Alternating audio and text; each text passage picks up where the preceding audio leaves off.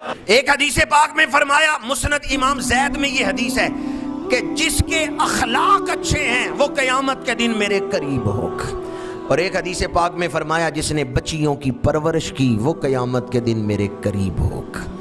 حضور کا قرب مل جائے، بیٹی گھر میں آئے نا تو سمجھیں اللہ نے مجھے حضور کے قرب کے لیے چن لیا ہے۔ اور بچیوں کی پرورش کرتے ہوئے کوئی محنت کرنی پڑے تو اس وقت بھی حضور کے قرب کو یاد کرے کہ یہ جو میں بیٹی کے ساتھ محبت کر رہا ہوں اس کے بدلے مجھے قیامت کے دن حضور کا قرب ملنے والا ہے۔ میرے آقا کریم صلی اللہ علیہ وآلہ وسلم نے نہ صرف یہ کہ فضائل بیان کیے بلکہ خود اپنے عمل سے دکھایا، بیٹیوں سے محبت کر کے دکھایا۔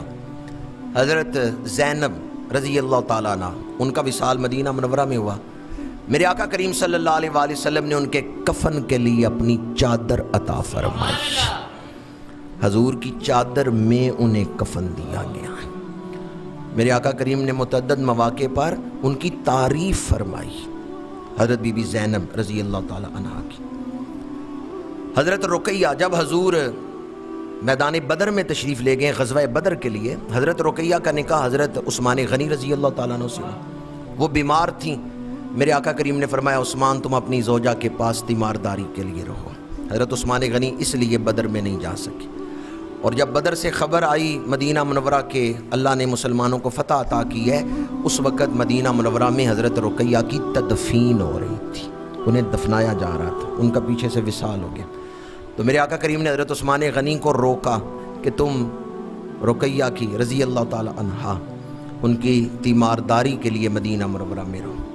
میرے آقا کریم صلی اللہ علیہ وآلہ وسلم اپنی تمام بیٹیوں سے محبت فرماتے تھے، لیکن سب سے زیادہ محبت اپنی سب سے چھوٹی بیٹی مخدومہ کائنات حضرت سیدہ خاتون جنت کے ساتھ تھی۔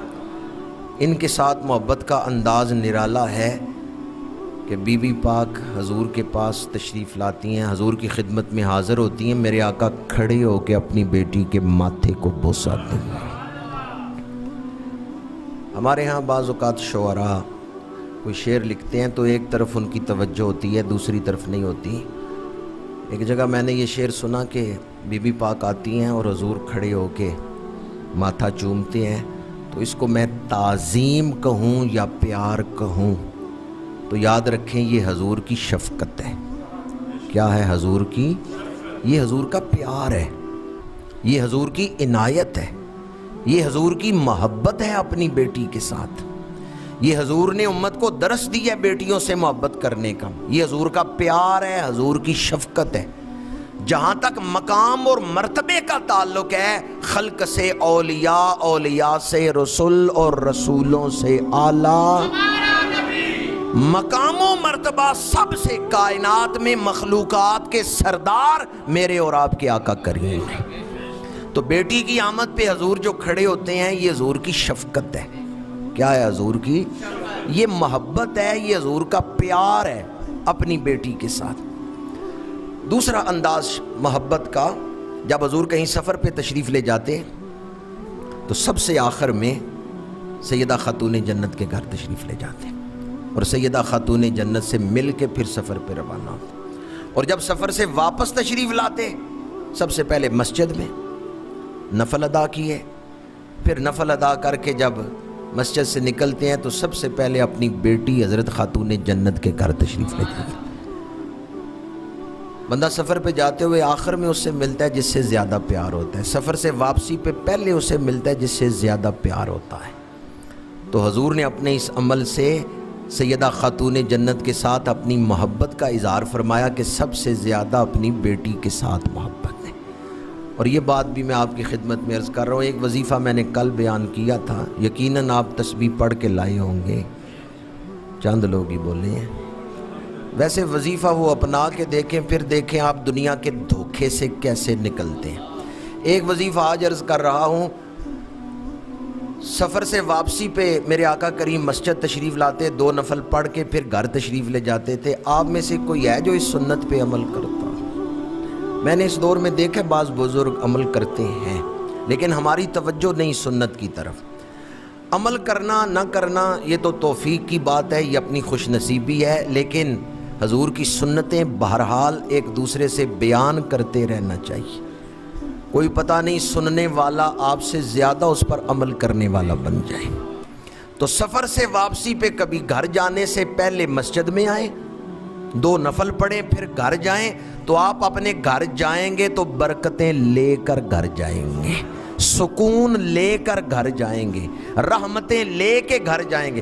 عام طور پہ لوگ سفر سے واپس آتے ہیں، تھکاوٹیں لے کے گھر جاتے ہیں، سفر کی پریشانیاں لے کے گھر جاتے ہیں۔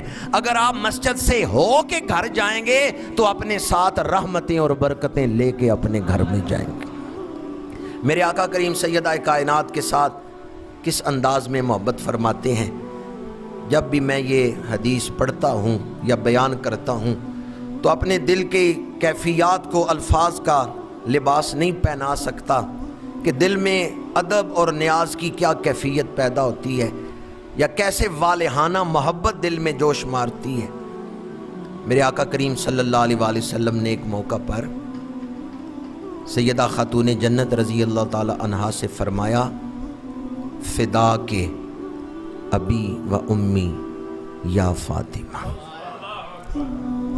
اے میری بیٹی تجھ پر میرے ماں باپ قربان۔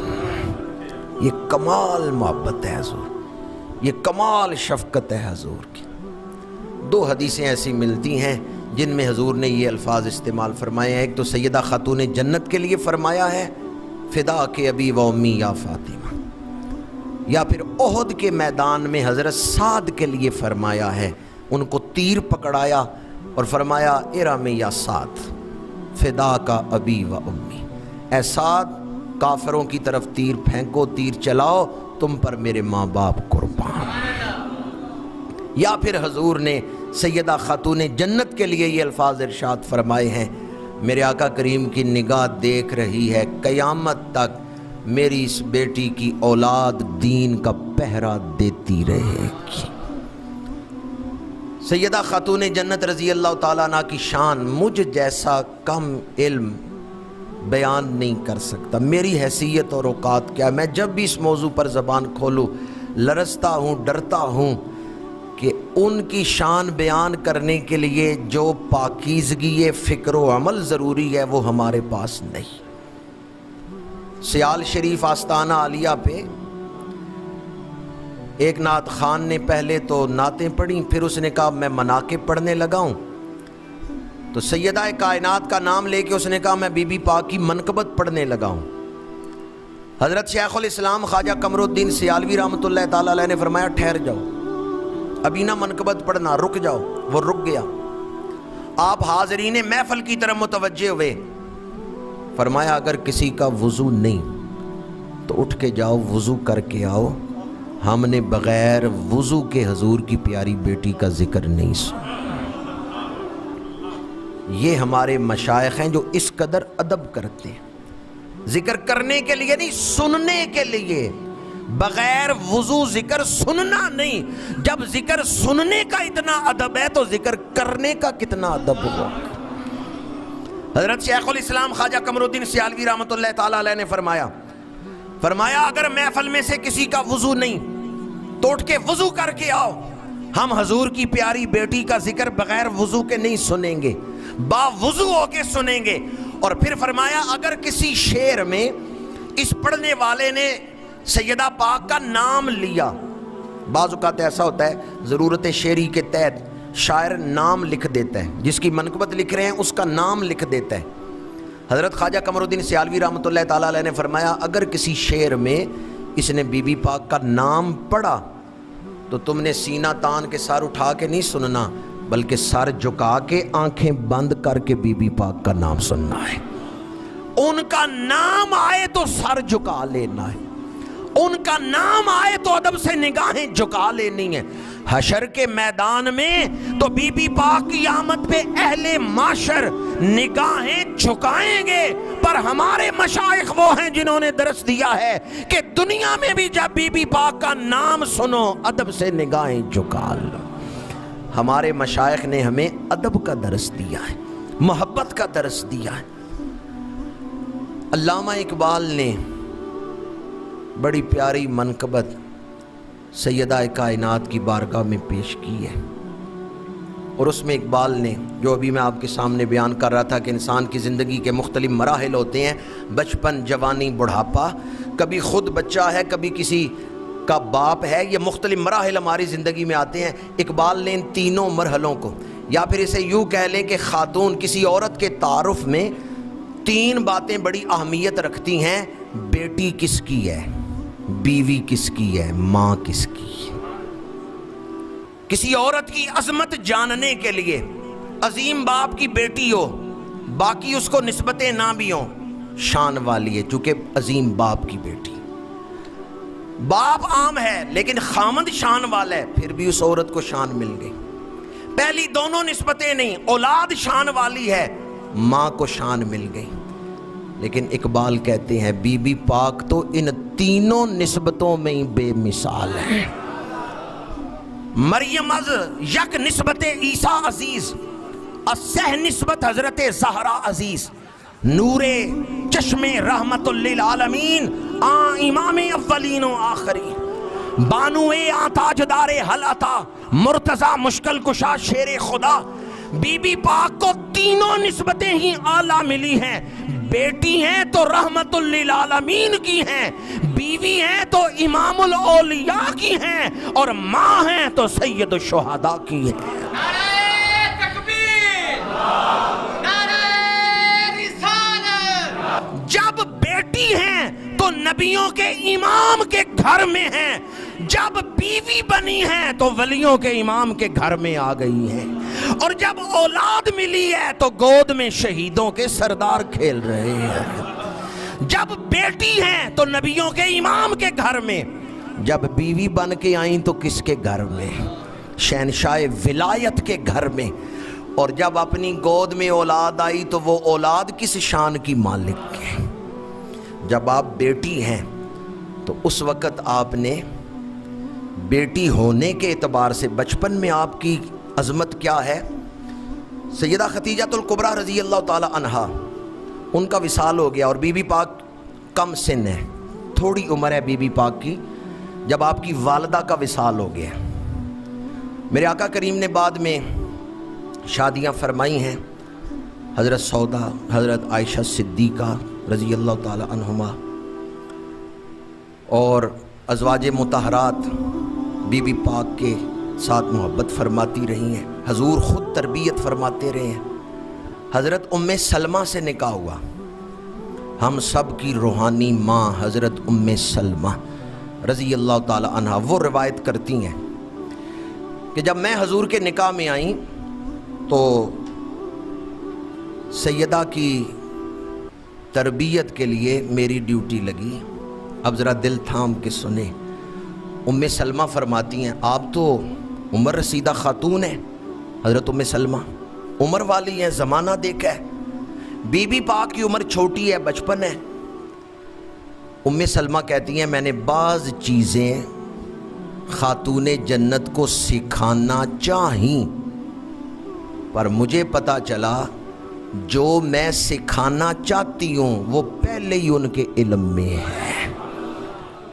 پھر ام سلمہ فرماتی ہیں میں نے دیکھا مجھ سے زیادہ مؤدب حضرت خاتون جنت ہے، جو کام میں انہیں سکھانا چاہتی تھی، میں جس انداز میں سکھانا چاہتی تھی وہ اس سے بہتر انداز میں اس کام کو کر سکتی تھی۔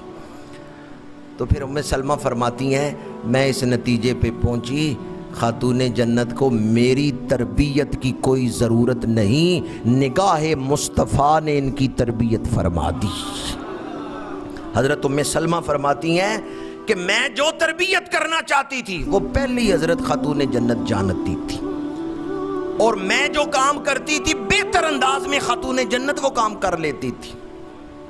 پھر میں نے سوچا میری تربیت کی ضرورت نہیں ہے، نگاہ مصطفیٰ نے پہلے ہی ان کی تربیت فرما دی۔ تو سیدہ کا جو بچپن ہے وہ بھی اعلیٰ ہے۔ آپ کا بچپن ہے، میرے آقا کریم حرم پاک میں نماز ادا کرنے تشریف لائے ہیں، کافروں نے حضور کی پشت پہ اوجری ڈالی، مکی دور ہے، میرے آقا کریم کا فرمان ہے کہ جو اللہ کے جتنا قریب ہے اتنا زیادہ مصیبتوں سے گزرتا ہے. سب سے زیادہ تکلیفیں نبیوں نے دیکھی ہیں, سب سے زیادہ تکلیفیں نبیوں پہ آئی, اور حضور نبیوں کے بھی امام ہیں, اس لیے سب سے زیادہ تکلیفیں حضور نے دیکھی. حضور حرم پاک میں نماز کے لیے آئے ہیں, جب حضور سجدے میں جاتے ہیں مشرکین نے آپ کی پشت مبارک پہ اونٹ کی ہوجری